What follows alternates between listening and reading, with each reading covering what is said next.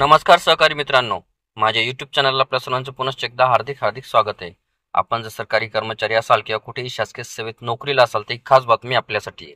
राज्यातील शासकीय आणि निमशासकीय काम करणाऱ्या शिक्षकेतर कर्मचाऱ्यांना जुन्या पेन्शन योजनेचा पर्याय देण्याचा निर्णय पुढील 3 महिन्याच्या आत घेणार असा शब्द उपमुख्यमंत्री अजित पवार यांनी दिला आहे.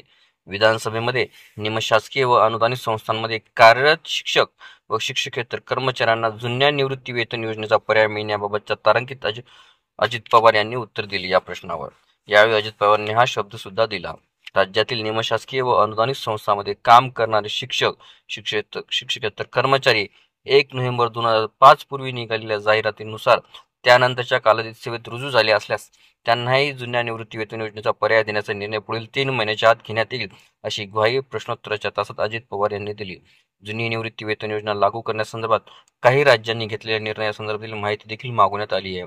सध्याचं सरकार अधिकारी कर्मचाऱ्यांच्या बाजूचं सरकार आहे, त्यामुळे त्यांना वाऱ्यावर सोडलं जाणार नाही. त्या संदर्भात योग्य पद्धतीचा न्याय दिला जाईल अशी माहिती अजित पवार यांनी या सभागृहामध्ये दिली. देशाच्या राज्याच्या आर्थिक परिस्थितीचा विचार करून तत्कालीन केंद्र सरकारने जुनी निवृत्ती वेतन योजना बंद करून नवीन निवृत्ती वेतन योजना सुरू करण्याचा निर्णय घेतला होता. त्यानंतरच्या काळात विविध राज्यातील शासकीय अधिकारी कर्मचाऱ्यांनी जुनी निवृत्ती वेतन योजनाच लागू करण्याची मागणी केली होती. याबाबत केंद्र सरकार सकारात्मक आहे. राज्य शासनानेही केंद्र सरकारकडे याबाबत माहिती मागवली आहे.